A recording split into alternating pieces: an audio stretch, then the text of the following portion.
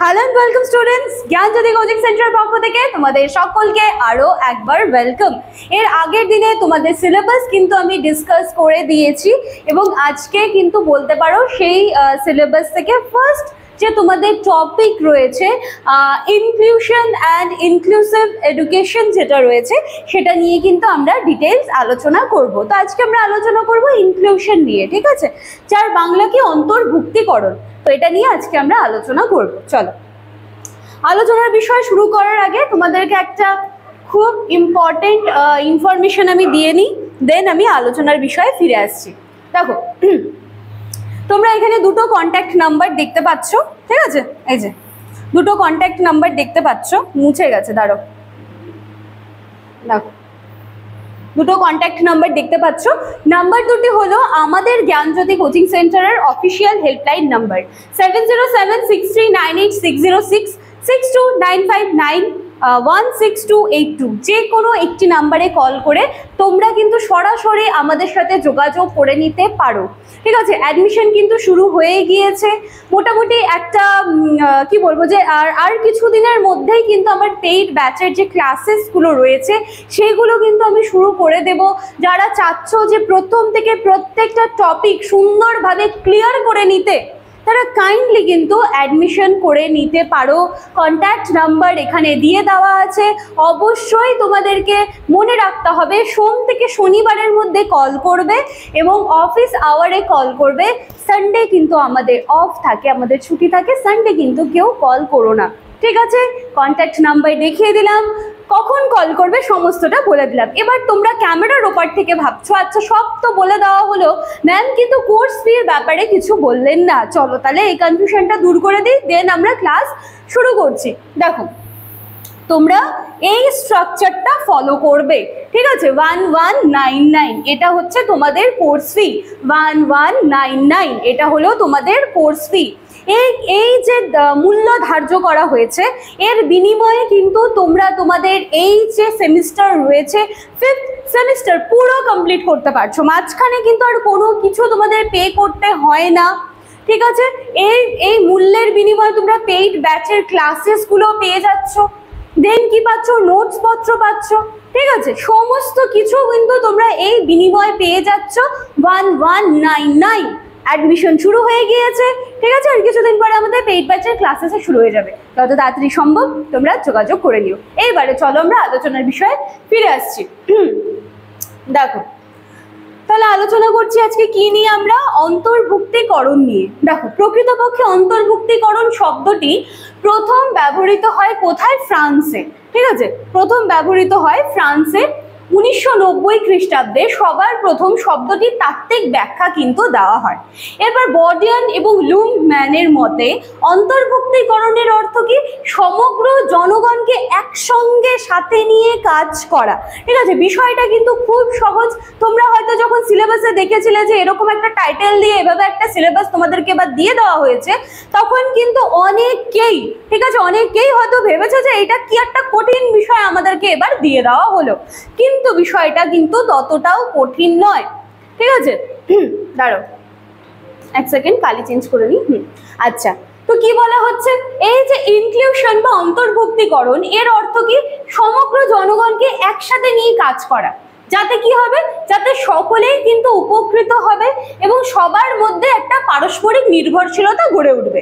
এবার যখন আমরা সবাইকে নিয়ে কাজ করতে শুরু করব, তখন কি হবে, একসাথে কাজ করলে কি হয়, একে অপরের উপর কিন্তু একটা কি বলবো যে নির্ভরশীলতা কিন্তু তৈরি হয়ে যায়, ঠিক আছে। আচ্ছা, অন্তর্ভুক্তিকরণ যে পরিমাণে অর্জিত হবে, সমাজের মধ্যে শ্রেণী বিভাজন কিন্তু ততটাই হ্রাস পাবে। বৈষম্য, সমাজের মধ্যে যে বৈষম্য দেখতে পাওয়া যায় সেটা কিন্তু ততটাই কমতে থাকবে, ঠিক আছে। আচ্ছা দেখো এরপরে কি বলা হচ্ছে, the concept of inclusion means encompassing the entire population in the performance of the individual function system. On the one hand this concerns access to these benefits and on the other hand কি দেখবো, dependence of individual moods of living on them to the extent that inclusion is achieved, growth disappear. তো সমস্ত কিছু কে কত খ্রিস্টাব্দে বলা হচ্ছিল বা কত খ্রিস্টাব্দে বলা হয়েছিল? 1990-তে কিন্তু এই যে এই বিষয়টা কিন্তু বলা হয়েছিল এবং বর্তমানে অন্তর্ভুক্তিকরণ বিষয়টি কিন্তু সারা বিশ্বে কিন্তু স্বীকৃতি লাভ করেছে। এবার এখানে দেখো একটা তোমরা ছবি দেখতে পাচ্ছ, ঠিক আছে? ছবিটার মধ্যে কিন্তু তোমরা কিন্তু স্পেশাল চাইল্ড দেখতে পাচ্ছ, নর্মাল চাইল্ডদেরও কিন্তু দেখতে পাচ্ছ। তো এখন হয়তো তোমরা বুঝতে পারবে না যে আমার এই ছবিটা কিন্তু আমি এমনি এমনি দেইনি, ঠিক আছে? এটার একটা মানে আছে, বা বলতে পারো এই ছবিটা দেখলে কিন্তু ইনক্লুশন কি পুরো বিষয়টা বুঝে যাবে বা ক্লিয়ার করতে পারবে। চলো নেক্সট স্লাইডে দেখি কি আছে, দেন কিন্তু আমি আবার এই ছবিটা তোমাদেরকে বুঝিয়ে দেবো। দেখো কি বলা হচ্ছে, আন্তর্জাতিক বিভিন্ন ধরনের আন্তর্জাতিক সংস্থা যেমন ILO, UNDP, world bank, DFID, UNESCO প্রভৃতি ক্ষেত্রে কিন্তু এটা বিশেষ গুরুত্ব লাভ করেছে। শিক্ষার ক্ষেত্রে যারা বিভিন্ন কারণে বাদ পড়ে যাচ্ছে, শিক্ষার ক্ষেত্রে বিভিন্ন কারণে যারা বঞ্চিত হয়ে যাচ্ছে, তাদের জন্য অন্তর্ভুক্তিমূলক শিক্ষা ব্যবস্থার ওপর কিন্তু ইউনেস্কো একাধিক আন্তর্জাতিক সম্মেলন করেছে, যেমন সালামানিকা সম্মেলন। ভারতীয় পরিস্থিতিতে অন্তর্ভুক্তিকরণের অর্থ হলো জাতপাত, ধর্ম, সংস্কৃতি, দারিদ্র্য, প্রতিবন্ধকতা ইত্যাদির ফলে যেই সমস্ত কি বলবো বাচ্চারা বলবো বা যারা, ঠিক আছে, এই সমস্ত কারণে শিক্ষার থেকে যারা বাদ পড়ে যাচ্ছে, যাদের মধ্যে একটা বৈষম্য তৈরি করে দেওয়া হচ্ছে, ঠিক আছে, তো যারা বঞ্চিত তারা যাতে সুযোগ সুবিধা পায়, ঠিক আছে, পেয়ে সকলে যাতে একসাথে থাকতে পারে, একসাথে অবস্থান করে এবং সম পর্যায়ে যারা উন্নত হতে পারে বা উন্নীত হতে পারে তার একটা ব্যবস্থা করা। মানে অন্তর্ভুক্তিকরণ বা ইনক্লুশন যেটা আছে সেটা না একটা কি বলবো যে দৃষ্টিভঙ্গি, ঠিক আছে? এ দেখো জাতপাত বা প্রতিবন্ধকতা বা কি বলবো উঁচু জাতি নিচু জাতি বা বর্ণভেদ বিভিন্ন কারণে দেখা যায়, বা আরেকটা জ্বলন্ত উদাহরণ হচ্ছে আমাদের ধনী গরিব এই যে ব্যাপারটা, ঠিক আছে? তো বিভিন্ন কারণে দেখি কিন্তু যে শিক্ষার থেকে কিন্তু বাদ পড়ে যাচ্ছে, ঠিক আছে? তো সকলকে এক জায়গায় এনে একটা ইকুয়ালিটি মেনটেন করে এই যে পুরো কনসেপ্টটা আমাদের রয়েছে অন্তর্ভুক্তিকরণ বা ইনক্লুশন, সেটা কিন্তু সেটাই বলতে চাচ্ছে যে বঞ্চিত যাতে তারা না হয়, সকলেই যেন সমান সুযোগ পায়, ঠিক আছে? এইবারে দেখো এখানে কি এই ছবিটা দেখে দেখো কি মনে হচ্ছে, ঠিক আছে? দেখো এখানে আমরা দেখতে পাচ্ছি যে একজন হুইল চেয়ারে বসে আছে একটি বাচ্চা, একজন কিন্তু দাঁড়িয়ে আছে এভাবে, ঠিক আছে, যেটা আমরা বলি বৈশাখীর হেল্প নিয়ে দাঁড়িয়ে থাকে। তো এখানে আমরা দেখতে পাচ্ছি যে প্রতিবন্ধক শিশুরা যারা রয়েছে, বা এখান থেকে আমরা এটাও বুঝতে পারি যে বিভিন্ন কারণে উঁচু জাতি নিচু জাতি বা গরিব দরিদ্র বিভিন্ন কারণে যে ভেদাভেদ করা হয়, বা স্পেশাল চাইল্ড যারা রয়েছে যারা শিক্ষার থেকে বঞ্চিত হয়ে যায়, সকলকে কিন্তু একটা কি বলবো যে একটা বাউন্ডারির মধ্যে সকলকে আনতে হবে এবং সকলেই কিন্তু যাতে সমস্ত দিকে সমান রকমের সুযোগ সুবিধাটা পায়।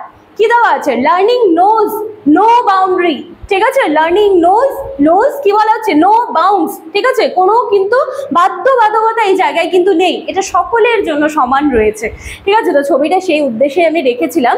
আচ্ছা, তো এখানে আমরা কি দেখলাম? দেখো আন্তর্জাতিক বিভিন্ন সংস্থাগুলো রয়েছে যেমন ILO, UNDP। এবার তোমরা তোমাদের আজকে প্রথম দিনের ক্লাস, প্রথম এই চ্যাপ্টারটা পেয়েছো, তোমাদের অবশ্যই কনফিউশন তৈরি হবে যে আচ্ছা এই ফুল ফর্ম গুলো কি রয়েছে এই সংস্থাগুলোর। তার জন্য কিন্তু এভাবে আমি রেখেছি, দেখো ILO international labour organisation, UNDP united nations development programme, DFID department for international development, UNESCO তো তোমরা সকলেই জানো, আরো একবার দেখে নিচ্ছি, united nations educational scientific and cultural organisation, ঠিক আছে?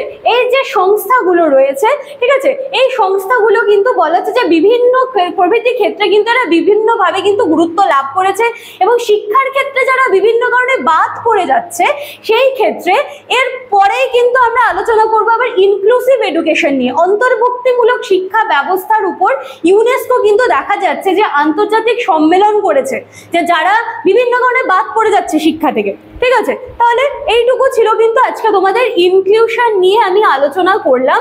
তো আশা করি তোমাদের কিন্তু আর কোনো রকম কনফিউশন অ্যাটলিস্ট থাকবে না, অল্প কিছু হলেও আমি ক্লিয়ার করতে পেরেছি আশা করছি। ঠিক আছে, তো চলো, এই ছিল আজকে আমাদের ক্লাস বা আলোচনার বিষয়, প্রথম দিনের ক্লাস। তোমরা অল্প কিছু নিজেদের কনসেপ্ট ক্লিয়ার করতে পারলেও কিন্তু সেটা কমেন্ট সেকশনে জানিয়ে যাবে, ঠিক আছে। এবং রেগুলার আমাদের এই যে চ্যানেল রয়েছে, যেটার মাধ্যমে কিন্তু তোমরা প্রতিটা টপিক যেটা রয়েছে সেটা ক্লিয়ার করতে পারছো থ্রু ইউটিউব ভিডিওস। তো কাইন্ডলি চ্যানেলটা তোমরা একটু নজর রাখবে, চ্যানেলটি সাবস্ক্রাইব করে বেল আইকন প্রেস করে দেবে, যাতে একটি টপিকও যেন তোমাদের মিস না যায়, ঠিক আছে। আর এই পুরো স্ট্রাকচার তো তোমাদেরকে বলেই দিয়েছি, কোর্স ফি এখানে দিয়ে দেওয়া রয়েছে, এখানে কন্ট্যাক্ট নাম্বার দিয়ে দেওয়া রয়েছে, ঠিক আছে। তোমরা চাইলে একটা স্ক্রিনশট নিয়ে রাখতে পারো। এছাড়া কাইন্ডলি ডেসক্রিপশন বক্সে নজর দেবে, পুরো ডিটেলস কিন্তু তোমাদের জন্য প্রোভাইড করে দেওয়া আছে। চলো তাহলে আজকের ক্লাস বা আলোচনার বিষয় আমি এখানেই শেষ করছি। নেক্সট দিনে আমি ইনক্লুসিভ এডুকেশন নিয়ে কিন্তু আলোচনা করব। Thank you.